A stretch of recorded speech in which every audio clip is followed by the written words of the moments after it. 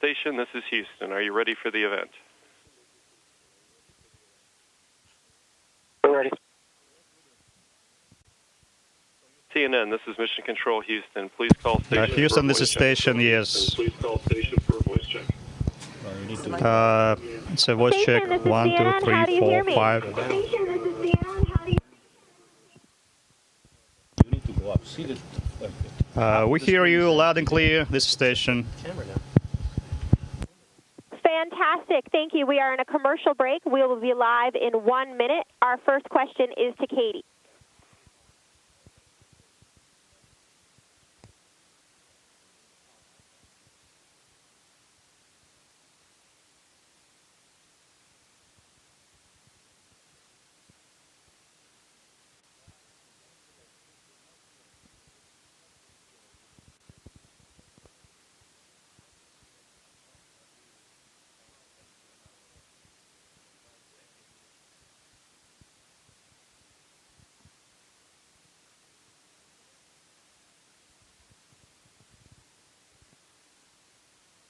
Thirty-five seconds to live.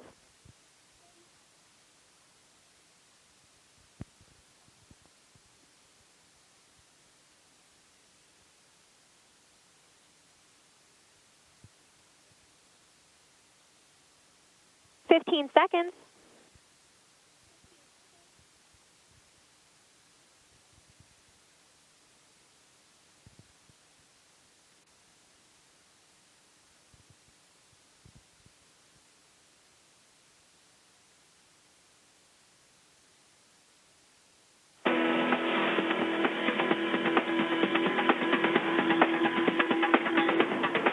All right, as you know, we've been following astronaut Katie Coleman's journey to space this past year. She's been on board the International Space Station now for almost 4 months, and we wanted to find out what it's like up there. So Katie joins us now live from the International Space Station, 220 miles above the Earth, along with Commander Dmitry Kondratyev, flight engineers Paolo Nespoli, Ron Gagarin, Andrei Borisenko, and Alexander Samokutyaev. Thank you for joining us. It's great to see you.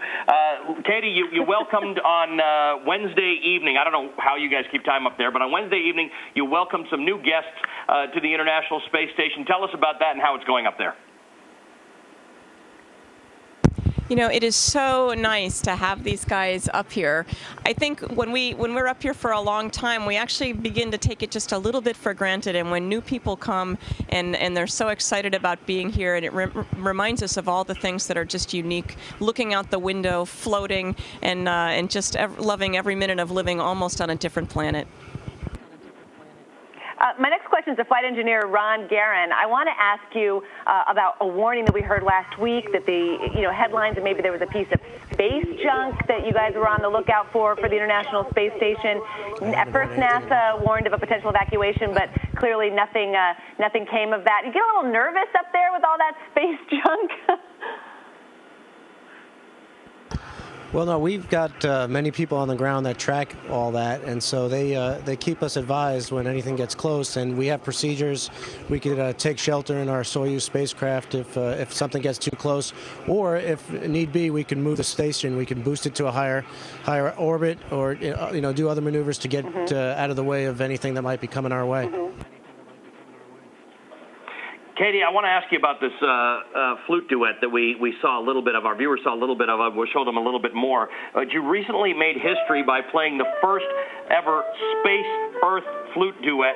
You did it with Ian Anderson of Jethro Tull. This is fascinating. I don't even know how you worked that all out, but tell us about this. Well, there's a delay in the communication, which makes it actually quite challenging for us. And so what we had to do was he recorded on the ground the bass track, the sort of the guitar rhythm and things like that. And we agreed what we would play. And then I recorded to that track up here, sent my flute track down there, and then he's actually playing these in concerts in Russia this week, where he sees me on the video and playing, and he plays along with me. So it's the way that we worked out to play together, and I think it just shows that music is universal and that real people live up here, and we have hobbies and things that we love just like people down on Earth. It's truly amazing that we're even speaking to you all. Flight Engineer Paolo Nespoli, I wanted to ask you that, last Tuesday was the 50th anniversary of man's first journey into space, the 30th anniversary of the first space shuttle launch. What does it all mean to you guys to be up there together from different countries, astronauts and cosmonauts who are, together in space exploration?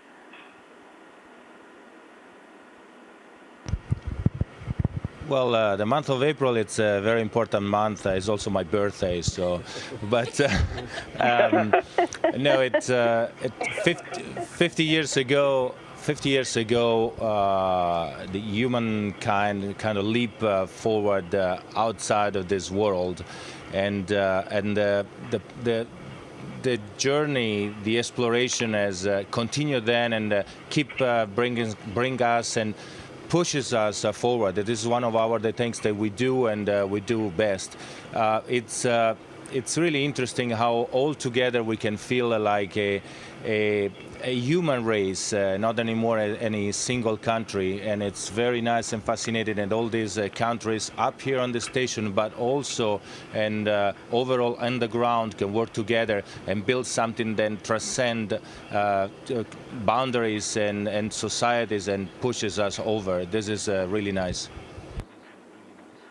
Hey, Flight Engineer Ron Gagarin, there are a lot of parents watching us right now in the morning, getting ready for work, and their kids are no different than we were as kids, saying that they wanted to go into space and become astronauts. But the space program is changing so much. Pretty soon it'll be commercial vessels shuttling astronauts to things like the International Space Station. Can kids still dream of being astronauts, and what will it be like 20 years from now? What will kids who decide to be astronauts be doing, Ron? Yeah, of course, kids can still dream of becoming astronauts, and hopefully, what we're trying to do is, NASA and the other government agencies want to get out of the business of low Earth orbit, and we want to go beyond that. We want to explore further and further into the solar system, and that's what the big organizations, big governmental organizations do best. They can push the engine of the envelope, and that's what I see, the astronauts in the future doing. And just as you said, hopefully very soon, going to low Earth orbit will be no different than getting on an airplane and flying to a different country, or flying somewhere else in the world. It'll be commonplace, and so hopefully when that happens, we will see further and further exploration, and we'll always have room. The universe is a really big place, so we'll always have some place to explore. Good. Well, you guys stay safe up there. Great talking to you. Ron, Katie, Paolo, Dimitri, Andre, and Alexander, good luck up there. Bye, everybody. All right, NASA announcing later today. Clear from CNN. Station, this is Houston ACR. That concludes the CNN portion of the event. Please stand by for a voice check from the New York Times. Station, this is the New York Times. How do you hear me? We have you loud and clear. Great, thank you. So my first question is for everyone. It's sort of a big picture question. Today is, of course, the 50th anniversary of Yuri Gagarin's flight and the 30th anniversary of the first shuttle flight. Today is also the day that Charlie Bolden, the NASA administrator, will announce which museums the shuttles will end up after they're retired. Space exploration seems to have slowed down, and it's not as much at the forefront. And I was wondering if you all could reflect on the last 50 years and talk about your role in the space station and the history of humanity moving out into space.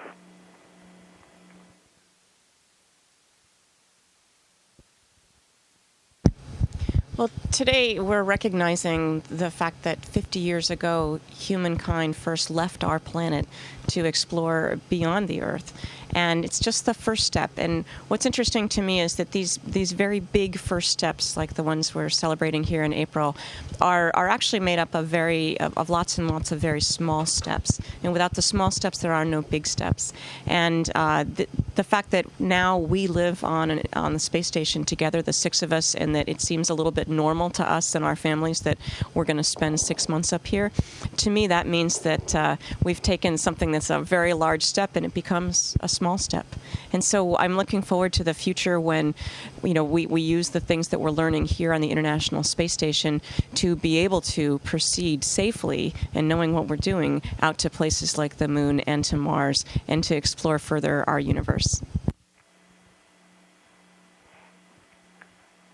Okay. is again for a question for anyone who wants to take it. What's a typical day like? What's a typical day like on ISS?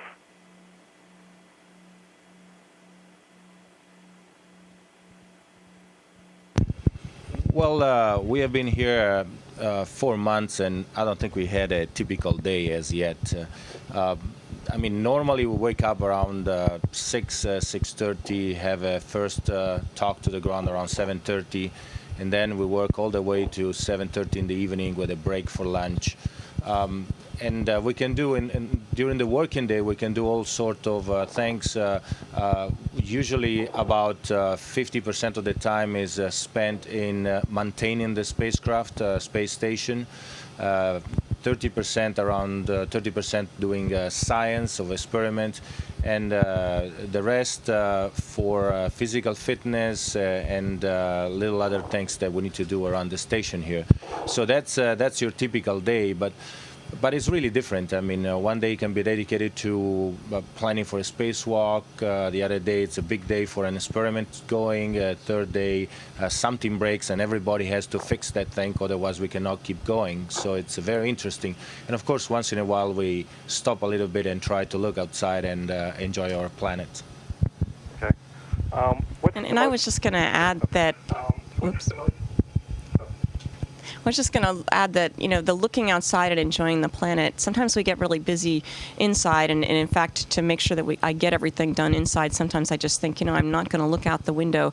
But it is so almost addicting and just a tangible thing where you look out the window, you see the Earth, and it just does something to your whole self. And it's really hard not to do. And I think in fact, I know I would get a lot more sleep up here if we didn't have the ability to look down at the Earth, because it is so beautiful and absolutely fascinating. I mean, if you look with a long lens, you can actually see details of what's going on the ground, and it's just irresistible. What's the most unexpected thing you discovered about living in space?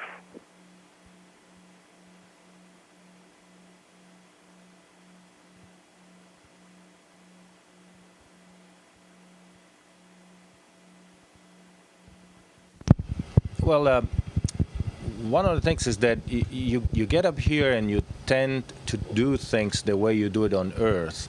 And so you start placing your stuff, start working, and things don't work. I mean, microgravity is a really weird environment.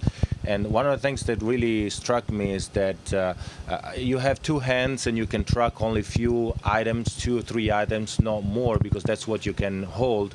And everything else floats away. So you're in the middle of doing something and you're missing pieces and you cannot find things anymore. Suddenly you have, you have something one moment and you don't find it anymore. And of course, on the ground, you can hear them falling on the floor. Here you don't hear anything. They just float away and they disappear. It's kind of funny because, you don't see them, you look around, cannot find them, and then 5 minutes later you turn around and it's sitting here, this big piece of this tool is just hovering here besides you, and you've been looking for it for 15 minutes. Another thing, very quickly, we had a table here, and where we would eat all together, and we had we had a problem because the table was kind of put in a flat position and we cannot all fit, and it took us really several weeks before we figured out that we could tilt the table and make it almost vertical so it's in front of us, because here things don't fall off the table, they just stay there. Actually, you have to velcro them to the table, otherwise they don't stay at all. And this concept here takes time before it settles in, but when it settles, it's very nice. The next question is for Catherine Coleman. You're coming back to Earth next month. Have you thought about what you'll be doing next?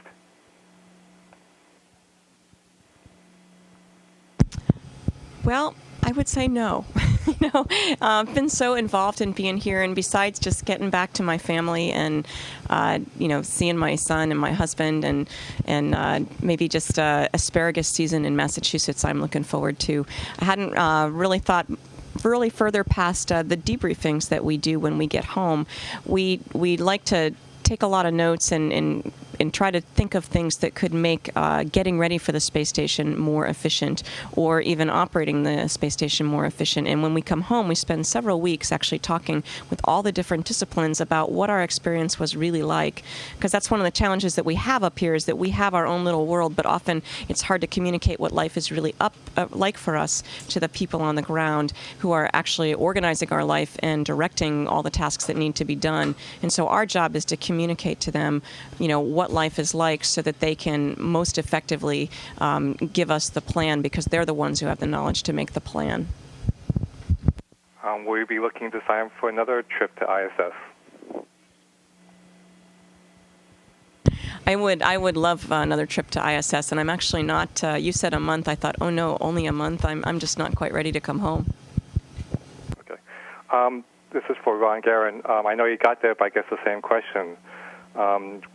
Will you be looking to do another trip to ISS, do something else in NASA, or look for something outside of NASA? Yeah, well, I just got here, so you probably need to ask me in about 5 months. But I think what my answer will be is if I'm needed to. We've got a long list of people who haven't had this experience yet. So if there was a need for me to do it, certainly I would love to do that again. But I also, we need to spread the experience as much as we can. And I guess it's for Ron and Catherine. Given that there's no longer going to be a shuttle and there's fewer people going to the station or into space, do you still encourage young people to be astronauts? Yeah, we do a lot of speaking to various groups, including a lot of children, and what I always tell them is that they can achieve whatever it is they set their mind to, and if that is to become an astronaut, then yeah, of course. And we are retiring the space shuttle, but we are going to have something down the line. We are going to continue. We're not giving up on exploration. There's always going to be somewhere to explore. There's always going to be a need for that, and if kids have they naturally have that exploration mindset, and so that's something that we should encourage and we should nurture, and hopefully they carry that through their adulthood, and if they would like to become astronauts, that's certainly within the realm of possibilities. Okay, this is my last question, and it's for anyone and everyone. What will you miss most when you leave the station?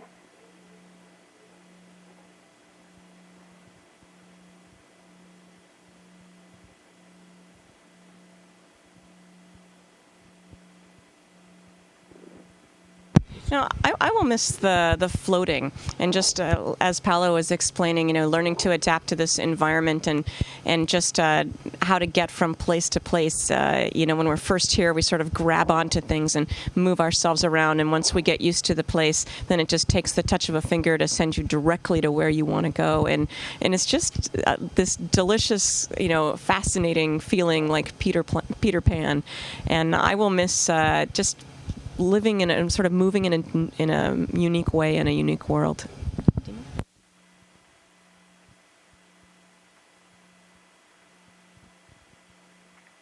Great. Thank you all.